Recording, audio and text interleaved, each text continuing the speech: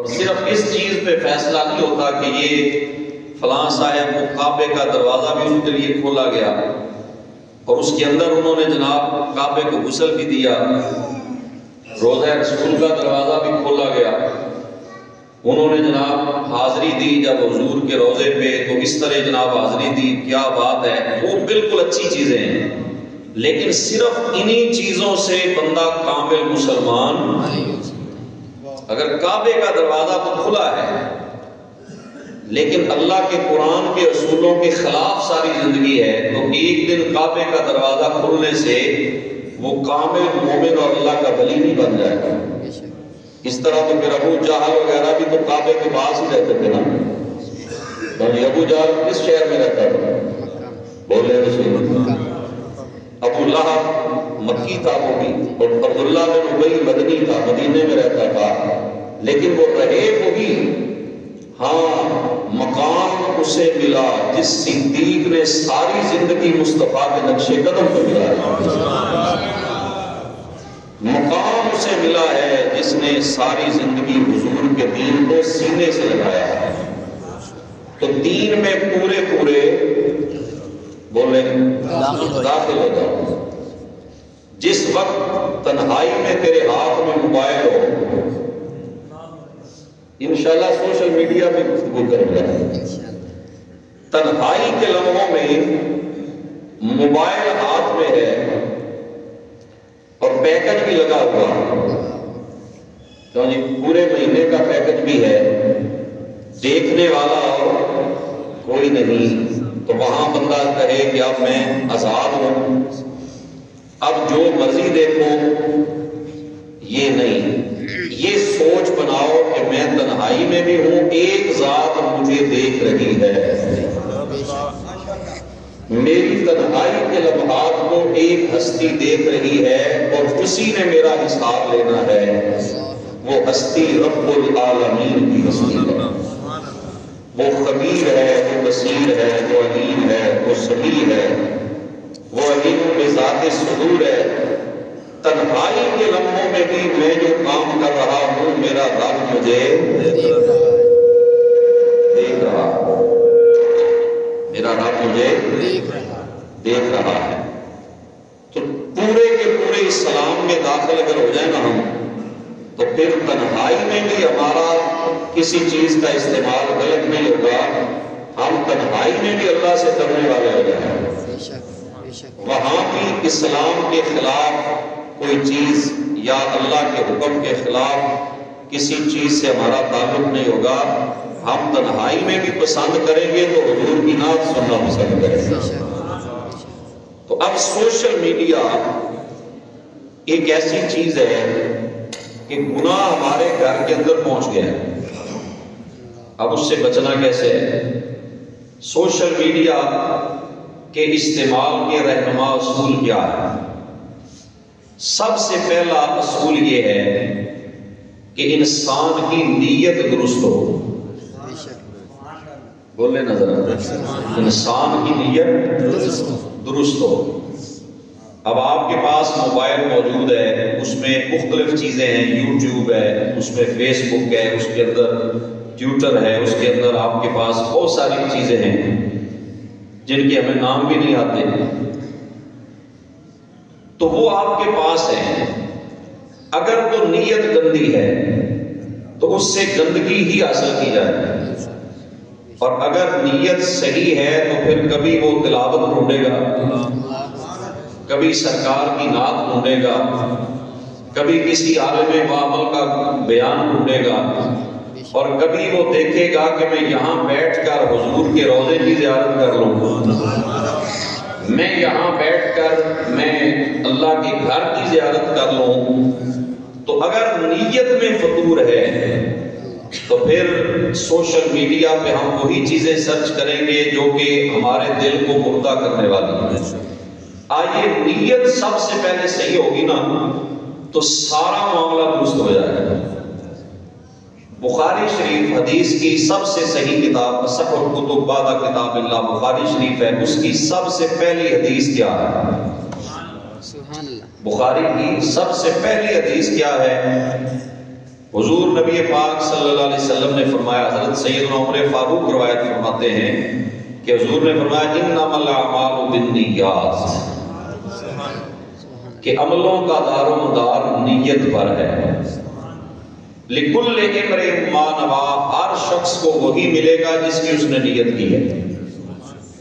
فمن کانت ہجرتہ الی اللہ ورسولہ فہجرتہ الی اللہ ورسولہ، جو ہجرت کرے گا اللہ اور اس کے رسول کے لیے تو اسے اللہ اور اس کا رسول مل جائے گا۔ ومن کانت ہجرتہ الی الدنیا یصیبها اور امرأۃ ینکحها فہجرتہ الی ما ہاجر الیہ، اور جس نے ہجرت کی دنیا حاصل کرنے کے لیے، جس نے ہجرت کی کسی عورت سے نکاح کرنے کے لیے، تو فرمایا اسے دنیا مل سکتی ہے، وہ عورت مل سکتی ہے، لیکن اللہ اور اس کا رسول اسے نہیں ملے گا۔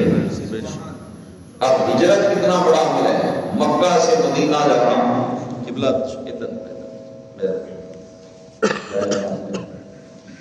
مکہ سے مدینہ جو صحابہ چھوڑ کر گئے، مہاجر صحابہ، کتنا بڑا عمل ہے۔ لیکن ایک شخص تھا جو مکے سے ہجرت کر کے مدینے آیا، لیکن نیت اس کی کیا تھی؟ اس کی نیت تھی کہ مدینہ میں ایک عورت رہتی ہے، ام قیس اس کا نام ہے، تو میں جا کر اس سے شادی کروں گا۔ اب کتنا پاکیزہ عمل ہے ہجرت، لیکن نیت کیا تھی کہ میں مدینہ جاؤں گا، ہجرت کا بہانہ بنا لیتا ہوں، ہجرت کا بہانہ ہے، اور وہاں ام قیس سے جا کر شادی کر لوں گا۔ تو حضور علیہ السلام نے اس وقت فرمایا تجھے ام قیس ملی ہے، نہ رب ملا ہے نہ رسول ملا ہے۔ تیری ہجرت اللہ اس کے رسول کے لیے نہیں ہے۔ دوسرے صحابہ کہتے تھے مہاجر ام قیس، یہ وہ مہاجر ہے جس نے ام قیس کے لیے ہجرت کی ہے۔ تو کتنا بڑا عمل بھی ضائع ہو گیا نیت کے خراب ہونے کی وجہ سے۔ اور اخلاص اگر ہو، نیت صحیح ہو، تو پھر بندہ تنہائی میں بھی بیٹھا ہو تو پھر وہ کسی چیز کا استعمال غلط نہیں کرتا، بلکہ ہمیشہ اپنے رب سے ڈرتا ہے، اپنے مالک سے ڈرتا ہے۔ اور اس وقت موبائل آپ کے ہاتھ میں ہے، آپ جو چاہیں نکال لیں۔ اور یہ عجیب بات ہے، جو کچھ آپ لکھیں گے نا وہ اسی وقت نکل آئے گا۔ آپ کوئی موضوع لکھ دیں، کسی بندے کا نام لکھ دیں، کسی جناب سنگر کا نام لکھ دیں، کسی آپ اداکار کا نام لکھ دیں، کسی عالم کا نام لکھ دیں، کسی نعت خواں کا نام لکھ دیں، اسی وقت وہ آپ کے سامنے اس کی ساری نعتیں، سارے کلام، ساری چیزیں آپ کے سامنے آ جائیں گی۔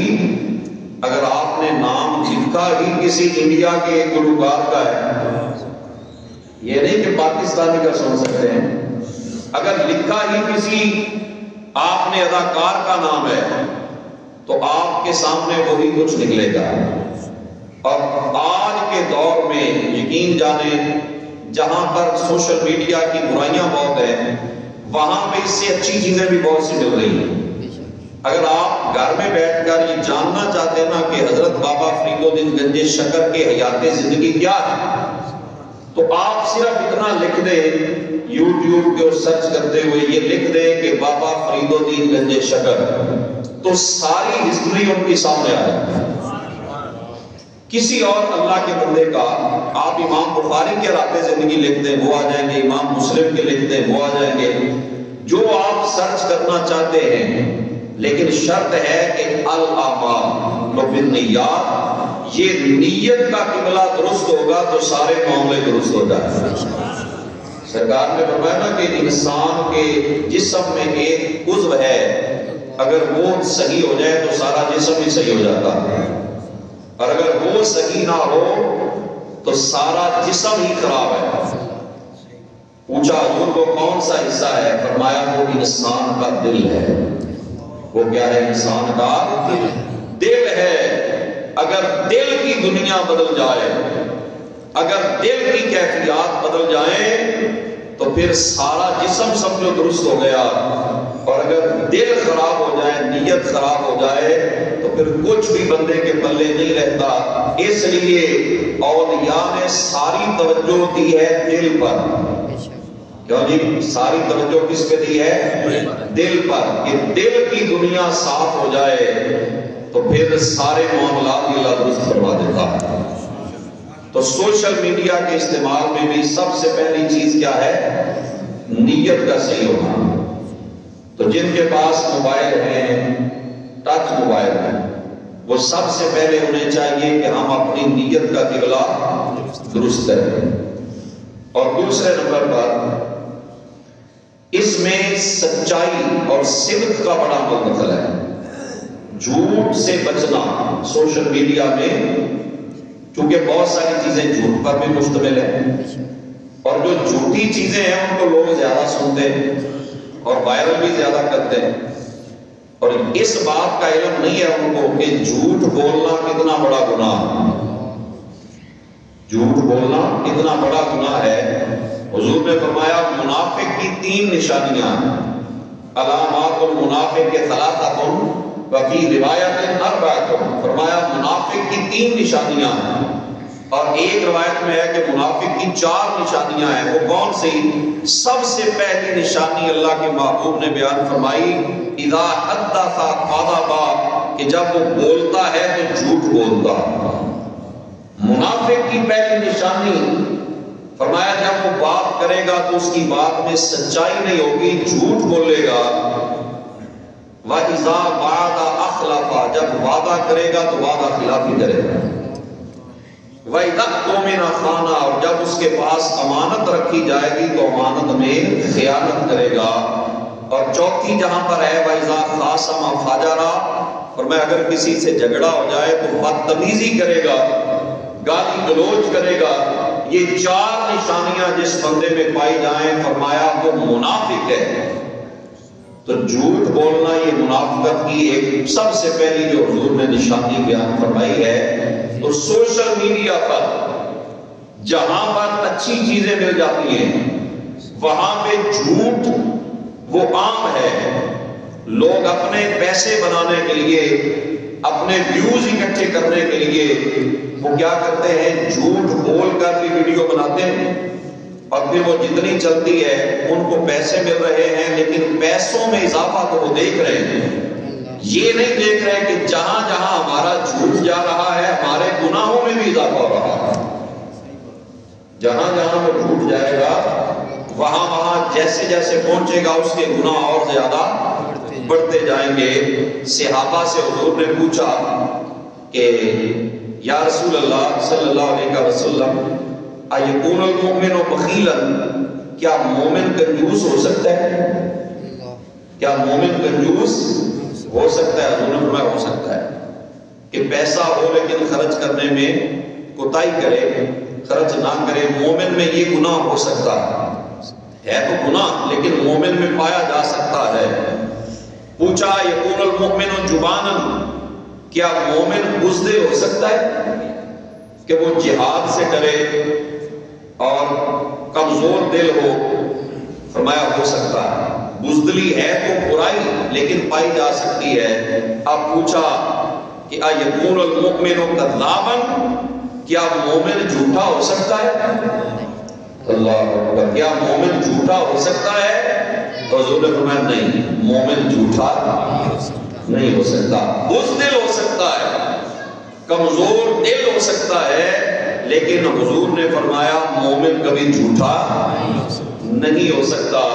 اور ایک دن حضور تشریف فرماتے اور ٹیک لگا کر بیٹھے تھے، صحابی فرماتے ہیں، اور حضور کبیرہ گناہ بیان فرما رہے تھے کہ بڑے بڑے گناہ کون سے ہیں۔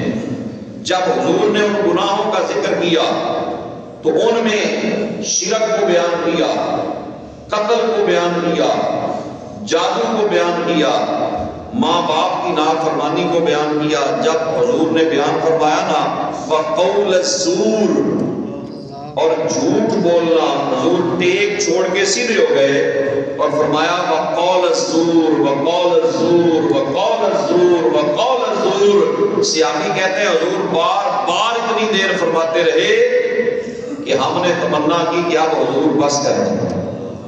یعنی جب جھوٹ کی برائی کو بیان کیا تو سرکار بار بار فرماتے رہے وَقَوْلَ الزُّورِ وَقَوْلَ الزُّورِ، جھوٹ بولنا یہ بھی کبیرہ گناہ ہے، لیکن عام گناہوں جیسا نہیں، یہ دوسرے گناہوں سے جدا گانا ہے جھوٹ جو ہے۔ اور پھر ایک بندہ عام بندے کے بارے میں جھوٹ بولتا ہے وہ بھی گناہ ہے، لیکن اگر کوئی رسول اللہ صلی اللہ علیہ وسلم کی ذات کے بارے میں جھوٹ بولے، سن رہے ہیں؟ پچھلے دنوں میرے پاس آئی ایک پوسٹ آئی، اس میں لکھا تھا کہ فلاں تاریخ کو رمضان ہے، 28 یا یکم مارچ کو رمضان ہے، اور جس نے سب سے پہلے رمضان کی خبر دی اس پہ جنت واجب ہو گئی، حدیث پاک ہے، حالانکہ اس کا حدیث سے کوئی تعلق نہیں ہے۔ ربیع الاول کا مہینہ شروع ہو رہا ہے، پوسٹ بنا دیتے ہیں کہ جناب جو بندہ ربیع الاول کی سب سے پہلے بشارت دے گا اس پر جنت واجب ہو گئی، حالانکہ یہ حدیث پاک نہیں ہے۔ کیا صرف رمضان کی بشارت دینے سے بندہ بخشا جائے گا؟ روزے نہ رکھے، نمازیں نہ پڑھے، تراویح نہ پڑھے، وہ چوری کری جائے، ظلم کری جائے، زیادتی کر رہا ہو، تو یہ روایتیں من گھڑت اپنے پاس سے بنا کر، اب آپ سوچیں گے کہ سوشل میڈیا پہ روایت آ گئی، اب ہم کیسے پتا کریں کہ یہ حدیث ہے یا نہیں؟ بول رہے کیسے پتا چلے گا کہ یہ روایت ہے یا کہ نہیں؟ تو بھائی آسان سی بات ہے، اگر آپ کی طبیعت خراب ہو جائے تو کس سے جاتے ہیں پوچھنے؟ کبھی آپ موٹر سائیکلوں والے مستری کے پاس گئے کہ جناب مجھے کل سے بخار ہے، اتر نہیں رہا؟ کبھی آپ نے اسے پوچھا کہ جناب میری نبض چیک کریں اور کوئی پیج لگا دے تو کیا جی ہے ایسی بات؟ یا کسی فریجوں والے کے پاس گئے ہوں کہ یار میری طبیعت ٹھیک نہیں، میرا کوئی بی پی چیک کرو، میری شوگر چیک کرو، کس کے پاس جائیں گے؟ جو ڈاکٹر ہے وہ فن کا ماہر ہے، ڈاکٹر کے پاس جائیں گے نا۔ اگر کوئی آپ کے گھر میں پانی کی وائرنگ کا مسئلہ ہے، اگر وائرنگ نہیں آ رہی، پانی میں کہیں سے لیکیج ہے، تو اس کے لیے کون ہے؟ پلمبر۔ پلمبر کس لیے ہوتے ہیں؟ گھر میں اگر پائپ خراب ہو جائے اس کو صحیح کرنے کے لیے پلمبر ہے، بیماری کے علاج کے لیے ڈاکٹر ہے، گاڑی موٹر سائیکل کے لیے ورک شاپ ہے۔ جب آپ پلمبر سے حدیث سیکھیں گے تو اس سے بڑی جہالت کیا ہے؟ ہاں آپ ایسا کریں، کسی صاحب علم، کسی عالم کے پاس جائیں، کسی مفتی کے پاس جائیں، اس سے کہیں کہ جناب یہ میرے پاس پوسٹ آئی ہے، یہ حدیث ہے یا کہ من گھڑت ہے، تو وہ آپ کو بتائے گا کہ یہ بھائی حدیث پاک نہیں ہے۔ اور پھر صرف کتاب میں لکھی ہونا یہ بھی کافی نہیں۔ آپ کہیں کہ جناب میں نے کتاب میں پڑھی ہے، کون سی کتاب ہے؟ وہ کتابیں تو وہ بھی ہیں، 10 بیویوں کی کہانی، ایک لکڑ آرے کی کہانی، وہ 20 روپے کی کتاب ملتی ہے، وہ کتاب کا حوالہ بھی صحیح نہیں ہے۔ یہ آپ آج تک سنتے آئے ہیں کہ ایک عورت تھی، وہ جناب سرکار کے اوپر کوڑا پھینک دیتی تھی، تو سرکار ایک دن گزرے تو عورت نہیں تھی، پتا چلا کہ وہ بیمار ہے، حضور پوچھنے چلے گئے کہاں ہے یہ روایت؟ کیا کسی کتاب کے اندر، کسی مستند کتاب کے اندر یہ روایت نہیں ہے۔ سمجھ آ رہی؟ ایک روایت ہم سنتے آئے قوالوں سے، نعت خوانوں سے، میڈیا پر، کہ جناب بلال حبشی نے اذان نہ پڑھی تو سورج نہ نکلا، حالانکہ یہ روایت بھی نہیں ہے۔ جھوٹی روایت بیان کر کے کسی کی فضیلت بیان کرنا یہ فضیلت نہیں، یہ اس ہستی کی توہین ہے۔ جو غلط روایات ہمارے معاشرے میں یہ عروج پکڑ گئی ہیں، اس سے بچنا یہ بہت زیادہ ضروری ہے۔ حضرت مولا علی شیر خدا سے روایت ہے، آپ فرماتے ہیں حضور نے فرمایا من کذب علی متعمدا فلیتبوأ مقعدہ من النار، اللہ کے محبوب نے فرمایا جس نے میرے اوپر جھوٹی روایت بیان کی وہ اپنا ٹھکانہ جہنم بنا لے۔ حدیث کہہ کر بیان کرنا اور بات حدیث کی نہ ہو، ٹھیک ہے، بات حدیث کی نہ ہو بلکہ حدیث میں ایک روایت بالمعنی ہے۔ قبلہ مفتی صاحب تشریف فرما ہے، علماء جن کو پتہ ہے روایت بالمعنی کیا ہے، یعنی جو عربی الفاظ حضور نے فرمائے ان کو اپنے لفظوں میں بیان کرنا۔ روایت بالمعنی یہ بھی منع ہے، صرف وہ بیان کر سکتا ہے جو حدیث کے اصولوں سے واقف ہے اور عربی زبان کو صحیح سمجھتا ہے، وہ روایت بالمعنی بیان کر سکتا ہے۔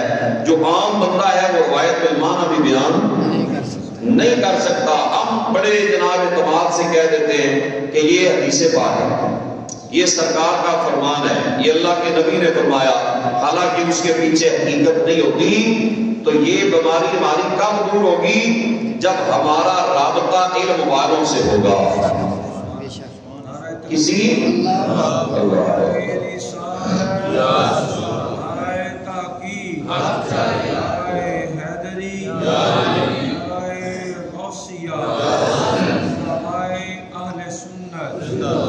فَاسْأَلُوا أَهْلَ الذِّكْرِ إِن كُنتُمْ لَا تَعْلَمُونَ، فرمایا علم والوں سے پوچھ لو اگر تم نہیں جانتے ہو۔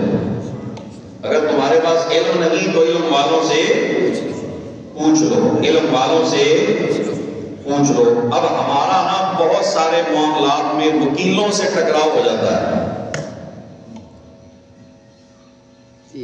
حالانکہ میں نے خود کچھ وکالت پڑھی ہوئی ہے تقریباً 2 سال LLB کا، تو ہمارا ٹکراؤ ہو جاتا ہے۔ بندے طلاقیں دے دیتے ہیں اور پھر وہ جب کسی عالم کے پاس نہیں مسئلہ پوچھتے بلکہ ان لوگوں سے پوچھتے ہیں جو صاحب علم نہیں، تو وہ کہتے ہیں 90 دنوں میں رجوع کر رہا ہے کوئی نہیں، 90 دن کے اندر جنیاں مرضی دیتیاں نے تو رجوع کر رہا ہے، حالانکہ شریعت اس بات کی اجازت نہیں دیتی۔ 90 دن یا وہ جو 3 حیض ہے وہ تو عدت ہے کہ عورت آگے نکاح اس وقت کر سکتی ہے جب 3 حیض گزر جائیں، تو وہ تو عدت کی مدت ہے۔ یہ بات اپنے پاس سے مسائل بیان کرنا، جب آپ کسی عالم کے پاس بیٹھیں گے فَاسْأَلُوا أَهْلَ الذِّكْرِ إِن كُنتُمْ لَا تَعْلَمُونَ، فرمایا علم والوں سے پوچھ لیا کرو اگر تمہارے پاس علم نہیں ہے۔ اگر کوئی بات نہیں جانتے تو اس کا طریقہ کیا ہے؟ کسی علم والے سے پوچھ لیا کرو۔ مولا علی سے کسی نے پوچھا کہ حضور وہ کون ہیں علم والے؟ فرمایا نحن اہل الذکر، فرمایا ہم ہی وہ ذکر والے ہیں، ہم ہی وہ اہل ذکر ہیں، چونکہ انا مدینۃ العلم والی بابھا، علم والا جہاں بھی ہے جس رنگ میں بھی ہے اسے مولا علی سے فیض ضرور ملا، وہ چاہے تصوف کا علم ہو، چاہے فقہ کا علم ہو، چاہے حدیث کا علم ہو، چاہے قرات کا علم ہو، تو جس علم کا بندہ ماہر ہے اس علم والے سے جا کر اس بات کو پوچھنا چاہیے۔ اب آپ دیکھیں نا جس طرح ڈاکٹر ہیں آگے مختلف شعبے ہو جاتے ہیں، جو ڈاکٹر یہ اسپیشلسٹ ہے آنکھوں کا وہ ہارٹ چیک نہیں کرے گا، جو ہارٹ کا اسپیشلسٹ ہے وہ آپ کے دانت صحیح نہیں کرے گا، وہ کہے گا کسی ڈینٹسٹ کے پاس جائیں۔ جو آپ کا جناب وہ ہڈیوں کا اسپیشلسٹ ہے آرتھوپیڈک، وہ آپ کے گردوں کا علاج نہیں کرے گا، وہ کہے گا کہ بھائی کسی گردوں والے ڈاکٹر سے چیک اپ کرواؤ۔ دیکھو نا ڈاکٹروں کو اس بات کی سمجھ ہے کہ جس شعبے کا جو بندہ ماہر ہے وہ کام کرے۔ علماء کے اندر بھی سارے عالم فتویٰ نہیں دیتے، فتویٰ تو وہ دیتا ہے جو مفتی ہوتا ہے جس نے تخصص فی الفقہ اور اس مسائل فقہ پہ ریسرچ کی ہوتی ہے۔ یہ اتنا محتاط معاملہ ہے، یہ اتنا محتاط معاملہ ہے، اور اسی وقت جواب دینا کسی مسئلے کا یہ عالم پہ فرض نہیں ہے۔ حضرت امام مالک سے کسی بندے نے 36 سوال پوچھے، 36 سوال، آپ نے ہر جواب میں کہا اللہ و رسولہ عالم، مجھے جواب نہیں آتا۔ اس نے کہا پھر آپ امام اتنے بڑے کیوں ہیں؟ فرمایا میں نے کہا ہے مجھے امام بنا، میں جو آتا ہے وہ بتاؤں بتاؤں گا جو نہیں آتا وہ سوچ کر سمجھ کر اس میں ریسرچ کر کے بتاؤں گا. ایک سوال کا جواب نہیں آتا، یہ کہنا کہ میں نہیں جانتا یہ بھی علم کا حصہ ہے، یہ بھی علم والوں کا کام ہے، یہ بھی کن کا کام ہے؟ صاحب علم لوگوں کا کام ہے. تو سوشل میڈیا پہ آپ نے دیکھا ہوگا ایک عالم بیٹھا ہے، وہ سوال کر رہے ہیں جواب دے رہے ہیں، تو یہ دیکھا کریں کہ باقاعدہ وہ واقعی عالم ہے، کوئی معتبر بندہ ہے یا ویسے فضول مان گھڑت باتیں بتائی جا رہا ہے. اور اللہ نے عقل شعور بھی ہر بندے کو عطا فرمایا. تو کسی عالم سے پوچھ رہے ہیں فاسألوا اہل الذکر ان کنتم لا تعلمون، کسی ذکر والے سے پوچھا کرو اگر تم نہیں جانتے. یہ رمضان آ رہا ہے ماشاءاللہ، آپ کو سوشل میڈیا نہیں جو پرنٹ دوسرا الیکٹرانک میڈیا ہے اس میں بہت سے چینل ہیں جو چار چار علماء اکٹھے بٹھا دیتے ہیں اور موضوع وہ شروع کرتے ہیں جو بالکل اسلام کی بدنامی کا باعث بناتے ہیں. موضوع ایسا چھیڑ دیتے ہیں جو اختلافی ہے، وہ آپس میں لڑنے لگ جاتے ہیں، ان کی ریٹنگ بڑھ جاتی ہے اور ان کا پروگرام کامیاب ہو جاتا ہے، وہ پیسے کمانے میں کامیاب ہو گئے. ہمارے علماء دین کو بدنام کرنے کے لیے کامیاب ہو گئے. دین کا وہ پہلو کبھی نہیں چھیڑیں گے جو ساری امت کے سامنے، ساری کائنات کے سامنے ایسا ہو کہ جو کسی اور مذہب کے اندر نہیں پایا جاتا. ایسے موضوعات آپ کو میڈیا پر نہیں ملیں گے. وہ موضوعات ملیں گے جو اماموں میں اختلاف ہے، چھوٹے چھوٹے کوئی مسئلے اس کو لے کر وہ لڑنے شروع ہو جائیں گے. کوئی عالم لڑ کے بھاگ رہا ہوگا، کسی کوئی اس کو منا رہا ہوگا. یہ کیسی تصویر پیش کر رہے ہیں میڈیا والے؟ میڈیا والوں پیسہ سب کچھ نہیں ہے. پہلے یہ سوچو میں مسلمان ہوں. دولت کی خاطر اپنے دین کو بدنام نہ کرو، جھوٹ کو فروغ نہ دو. اور تیسرا اصول ہے کہ سوشل میڈیا پہ دوسروں کی عزتیں محفوظ نہیں. جس پہ دل کرتا ہے کوئی الزام لگا دیتے ہیں کہ فلاں بندے نے فلاں کام کر دیا، فلاں بندہ نقل کے بعد پھیلا دیتے ہیں فلاں بندہ مار گیا ہے. کیوں جی؟ کئی بندوں کے ہم نے فاتحہ پڑھ دی ہے سوشل میڈیا کے اوپر دوستیں دیکھ دیکھ کر. کئی بندوں کو ہم نے 2-3 دفعہ مارا ہے پھر وہ زندہ ہو جاتے ہیں. ابھی آپ کہتے ہیں مردے زندہ نہیں ہو سکتے. سوشل میڈیا والے مار دیتے ہیں، وہ خبر بہت عام ہو جاتی ہے. یا ابھی نکالے نواز شریف بھی مرا ہوا ہے سوشل میڈیا. نواز شریف کی وہ چلی ہوئی ہے وہ خبر جو ہے نا کہ وہ فوت ہو گیا. اوپر جو سرخی ہوگی نا مین وہ لکھا ہے نواز شریف فوت ہو گیا، زرداری فوت ہو گیا، فلاں فوت ہو گیا. یہ سارا پیسہ کمانے کے لیے جھوٹ بھی بولتے ہیں اور لوگوں کی عزتوں کو بھی خراب کرتے ہیں. حالانکہ بندہ مومن جو ہوتا ہے وہ جتنا اپنی عزت کا خیال کرتا ہے اتنا ہی دوسرے مسلمان کی عزت کا خیال کرتا ہے. سنیے حضور نے فرمایا جب 10 ذو الحج کو خطبہ حجۃ الوداع ہونے دیا نا تو فرمایا ایو یوم ھذا، صحابہ بتاؤ یہ دن کون سا ہے؟ تو صحابہ بھی آگے سے پھر کیا بات ہے، اس دن مست تھے.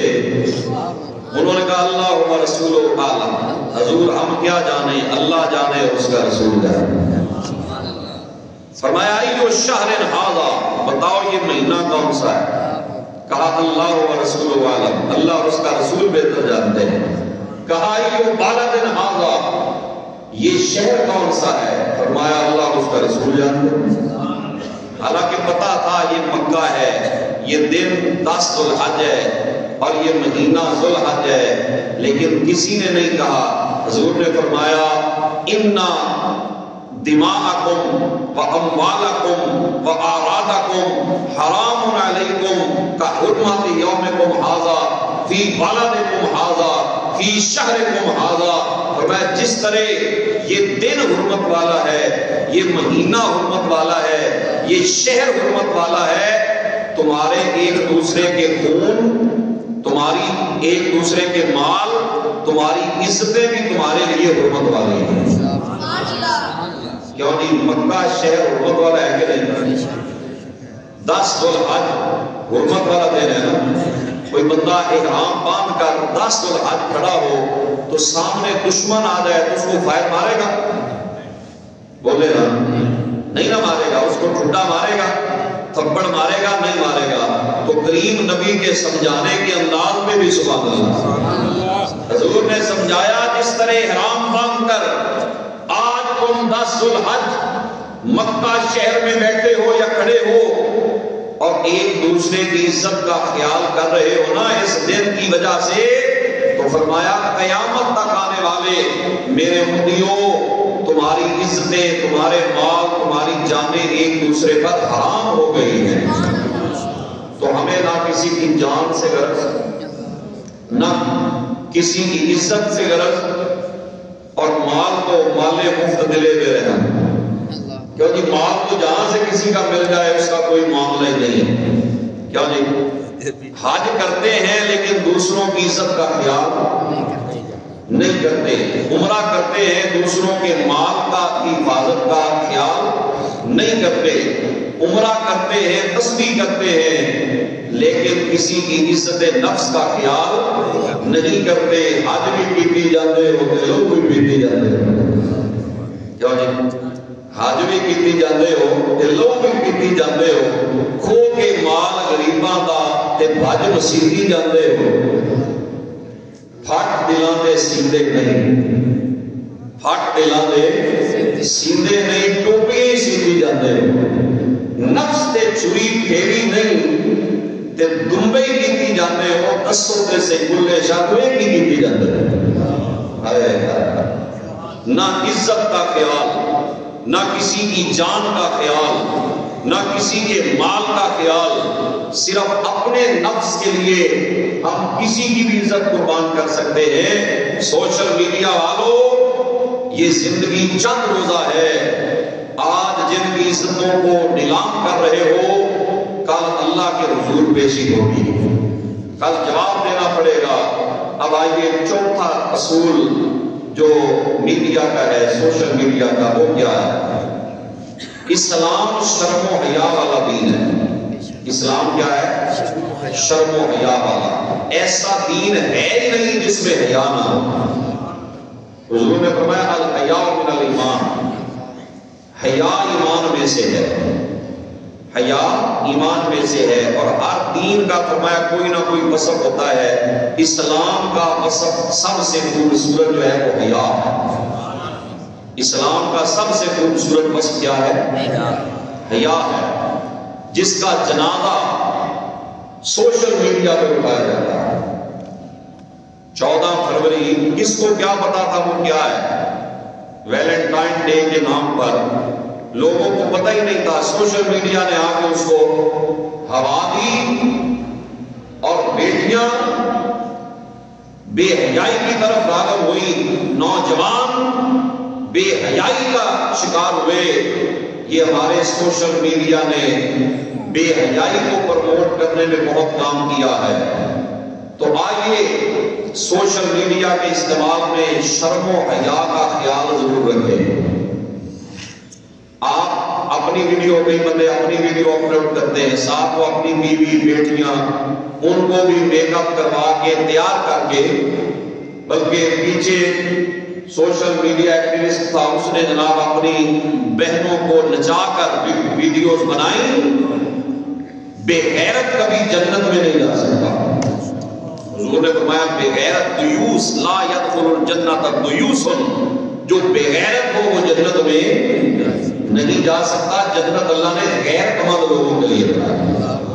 جو اپنی بہن، اپنی بیوی، اپنی ماں کو نچاتا ہے اور دنیا کو سوشل میڈیا پہ دکھاتا ہے، اس سے بڑا دیوس کون ہو سکتا ہے؟ صرف کس لیے؟ پیسے کمانے کے لیے، دولت کمانے کے لیے، شہرت کمانے کے لیے. اللہ کے محبوب نے فرمایا مال کی محبت اور شہرت کی محبت یہ دین کو اتنا نقصان پہنچاتی ہے کہ 2 بھوکے بھیڑیے کسی بکریوں کے ریوڑ میں چھوڑ دیے جائیں تو وہ بھی اتنا نقصان نہیں کرتے جتنا نقصان مال اور شہرت کی محبت انسان کے دین کا کرتی ہے.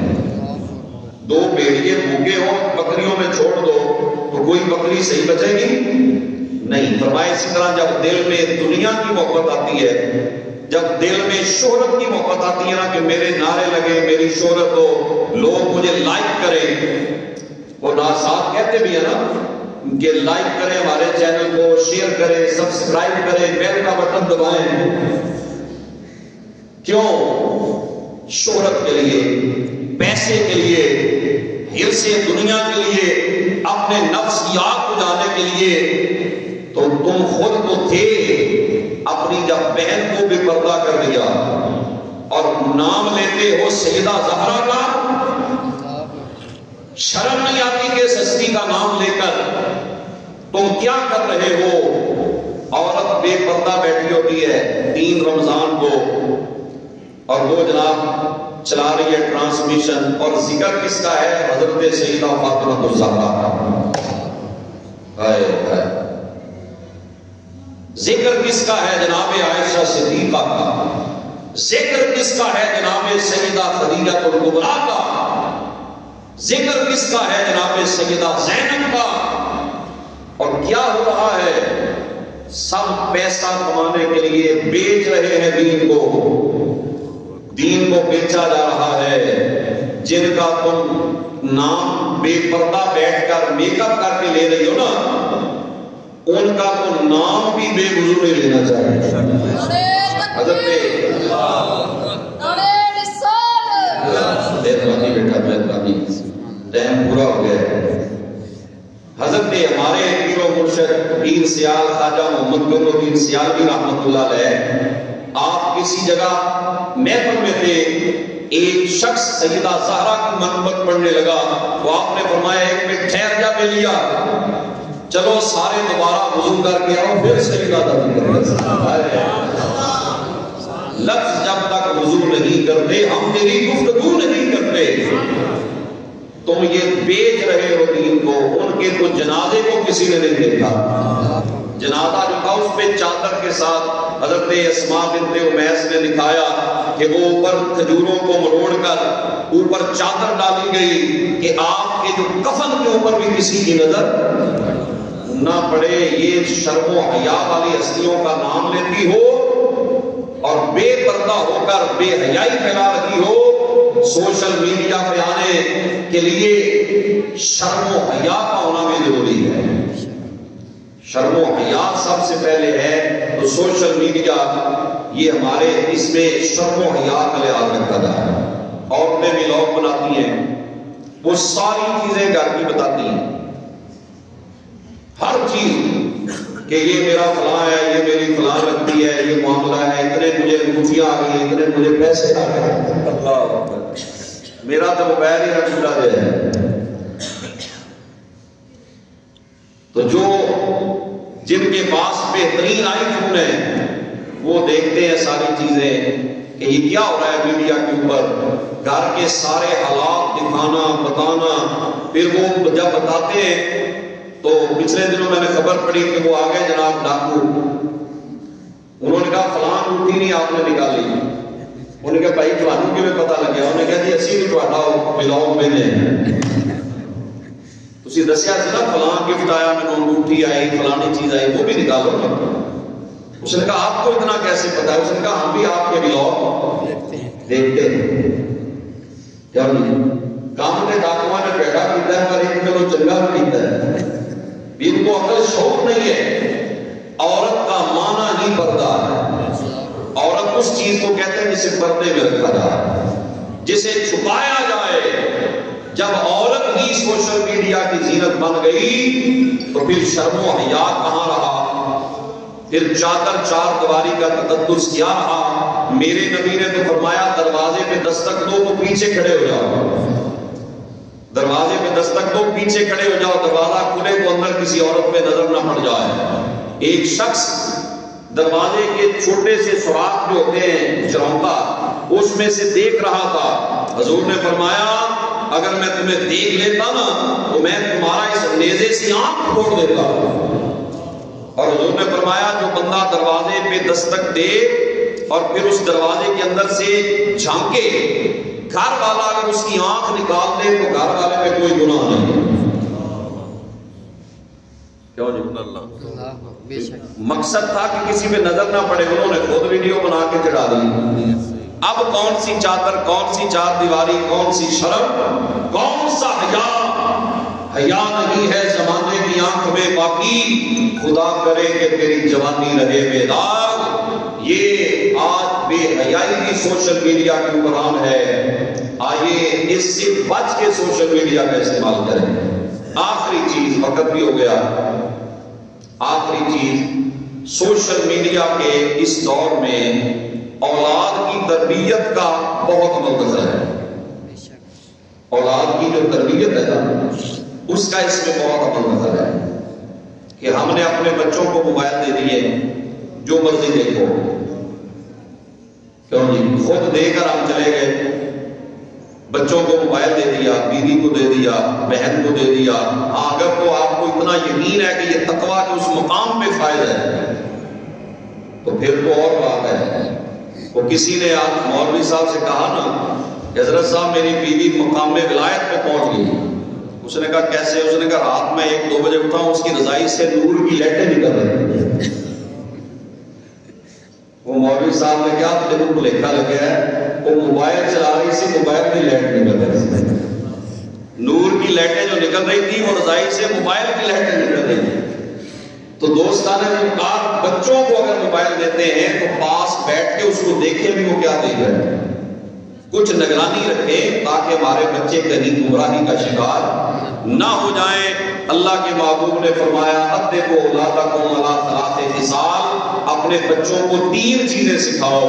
حب نبیکم، اپنے نبی کی محبت، واہل بیتہ، نبی کے آل کی محبت، وقراءۃ القرآن، اور اپنی اولاد کو قرآن پڑھنا سکھاؤ. تربیت اولاد یہ بہت ضروری ہے، اور صرف سکولوں میں بھی اعتماد نہ کریں. آخری بات سن لیں، صرف سکولوں میں اعتماد کہ ہم نے فلاں سکول میں کروا دیا ہے بس اب ہمارا بچہ صحیح ہے، ہماری بچی صحیح ہے. سکولوں پہ صرف اعتماد نہ کریں، ماں باپ خود بھی اپنے بچوں کی تربیت کریں. اچھی باتیں ان کو سمجھائیں، خیر والے باتوں کی طرف رہنمائی کریں. کوئی غلطی ہو تو اس پہ اس کو ٹوکیں. آج اس کو محسوس ہوگا، لیکن کل جب وہ بچہ کسی عملی میدان میں جائے گا وہ یاد کرے گا کہ میری ماں نے مجھے یہاں روکا تھا تو میرا فائدہ کیا، میرے والد نے مجھے روکا تھا تو میرا فائدہ کیا تھا. کہتے رہے، سمجھاتے رہے کہ بیٹا یہ چیز گناہ ہے، یہ جائز ہے، یہ حرام ہے، یہ فرض ہے، ہمارے نبی کی تعلیمات یہ ہے، قرآن کی تعلیمات یہ ہے. اور کبھی بھی مایوس بھی نہ ہو. عموماً آپ بچوں سے مایوس ہو جاتے ہیں کہ یار انہیں ہم کتنے بندہ کرنا ہے، یہ تو بالکل ہی پٹڑی ہو جائے گا. نہیں، فرمایا نصیحت کرتے رہو، مومنوں کو نصیحت فائدہ دیتی ہو. کوئی نہ کوئی اچھی بات گھر میں کرتے رہو. کھانے میں بیٹھے تو کوئی اچھی بات کر دی، مل کے بیٹھے کہیں گھر میں گپ شپ کے ماحول میں تو کوئی اچھی بات اس کے اندر خیر والی بات کر دیا کریں. اگر اولاد پہ اثر نہیں بھی ہوگا خدا نہ خواستہ تو آپ کا وہ بولا ہوا جملہ نامہ عمل میں لکھ دیا جائے گا کہ فلاں بندے نے اپنے بچے کی تربیت کے لیے یہ بات کی تھی. ہمارا کام ہے بچوں کی اس سوشل میڈیا کے دور میں اچھی تربیت کرنا اور اپنے گھر کے ماحول کو غیر اسلامی ہونے سے بچانا. اور گانے، فلمیں، یہ جن چیزوں سے منع کیا گیا، وہ چونکہ ہمارے پہلے لوگ سینمے جاتے تھے حرام کام کرنے کے لیے، فلم دیکھنے پرانے وقتوں میں، پھر ٹی وی آ گئے، اور پھر اب ایک ایسا آیا کہ ہر گھر میں ہر بندے کے ہاتھ کے اندر ہر چیز موجود ہے. تو آئیے سوشل میڈیا کا استعمال روکا تو نہیں جا سکتا لیکن اس کو خیر والا بنائیں. اگر کوئی کتاب آپ لینا چاہتے ہیں نا، ہمیں کوئی کتاب نہ ملے اگر مارکیٹ سے تو ہم اس کو پلے اسٹور سے نا ڈاؤن لوڈ کر لیتے ہیں. آپ ترجمہ لینا چاہتے ہیں، تفسیر، حدیث، فقہ کی کوئی کتاب تو یہاں سے مل جاتی ہے. اس کا مطلب ہے استعمال صحیح ہونا چاہیے، اس کا غلط استعمال نہیں کرنا چاہیے. اللہ پاک جو چند ٹوٹے پھوٹے لفظ کہے اپنی بارگاہ میں قبول فرمائے اور ہمیں اللہ عمل کی توفیق عطا فرمائے. تو آج جو ڈاکٹر صاحب مجبوری کی وجہ سے نہیں آ سکیں تو انشاءاللہ کل پروگرام ہفتہ ڈاکٹر غلام محی الدین صاحب وہ تشریف لائیں گے، تو ابھی ایک شعر سلام کا اور مفتی صاحب دعا فرمائیں۔